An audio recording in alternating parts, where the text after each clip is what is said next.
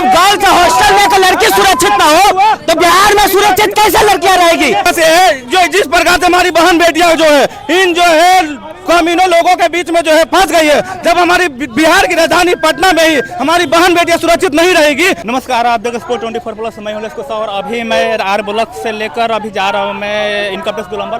और यहां पर कैंडल मोर्चा किया जो बेटी पटना की जो बेटी के साथ जो अन्याय हुआ है, जो दुष्कर्म हुआ, उसको लेकर कैंडल मोर्चा निकाला जा रहा है। कैंडल मोर्चा का कहना है कि हमारी बेटी को अभी तक न्याय क्यों नहीं मिला। एक तरफ से लोग सरकार दावा करते हैं कि बेटी बचाओ बेटी पढ़ाओ, लेकिन बेटी जब पढ़ रही है यहाँ पर न्याय क्यों नहीं मिल पा रहा, बच्चों के साथ ऐसा दुष्कर्म क्यों किया जा रहा है। और दुष्कर्म होने के बाद भी वो लोग अभी तक न्याय नहीं, पुलिस प्रशासन कर रहे हैं, अभी तक गिरफ्तारी भी नहीं हुआ, उसी को लेकर कैंडल मोर्चा किया जा रहा है। ये जवाब देना होगा सरकार की। देखिए इसमें कहीं ना कहीं जो है हॉस्टल के संचालक मिली हुई है और प्रशासन में मिली हुई है। जब तक बेटियों के इंसाफ में फांसी की सजा नहीं होगा रेपिस्ट और हत्यारों को, हम लोग आंदोलन पे आंदोलन करेंगे।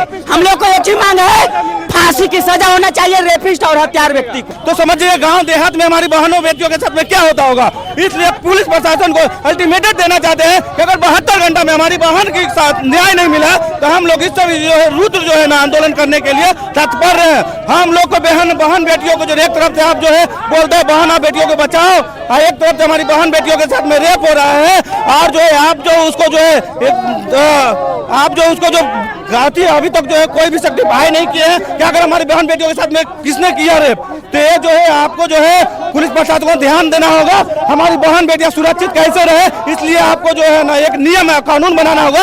आप फांसियों को जो है ना हलाक जेलों के भीतर न रखे, उसके डायरेक्ट फांसी दे की सजा हम लोग को मांगे। पुलिस प्रशासन कहता है कि अभी तक रेप की पुष्टि नहीं हुआ, जब होगा तो कार्रवाई किया जाए। देखिए तो अभी तक क्यों नहीं हुआ, 72 घंटा पूरा हो गए हैं, इसके बावजूद भी पुलिस प्रशासन अगर बोल रही है कि अभी तक जो है पुष्टि नहीं हुई है, तो बहुत ही शर्मनाक जो है ना घटनाएं हैं। जब पुलिस प्रशासन के से देश की बिहार की राजधानी पटना में ही जो है इस तरह के रेप का अंजाम दिया जाएगा, तो समझ जाइए कि हमारी बहन बेटियां कहीं भी सुरक्षित नहीं है। हमारी बहन बेटियों की सुरक्षा के लिए जो है हम लोग ये आंदोलन कर रहे हैं। यह आंदोलन तब तक रहेगी जब तक हमारी बहन बेटियां सुरक्षित पूरी तरह से नहीं रहती है। बहुत बहुत धन्यवाद। जैसे आप लोग देख सकते हैं कि मेरी बेटी बहन में कहने का मतलब है कि बेटी बहन अभी तक सुरक्षित नहीं है। सुरक्षित क्यों नहीं है? पटना में रहते हैं कि हम लोग भेजते हैं अपने बेटी को पढ़ने के लिए, लिखने के लिए भेजते हैं, यहाँ पर आकर शहर में सुरक्षित नहीं है। तो यहाँ पर कानून व्यवस्था पर सवाल उठ रहा है कि अभी तक न्याय क्यों नहीं मिला। अगर इन लोग कहना आरोप ये लोग लगा रहे हैं कि बलात्कार हुआ है, लेकिन पुलिस की तरफ से ऐसा कोई भी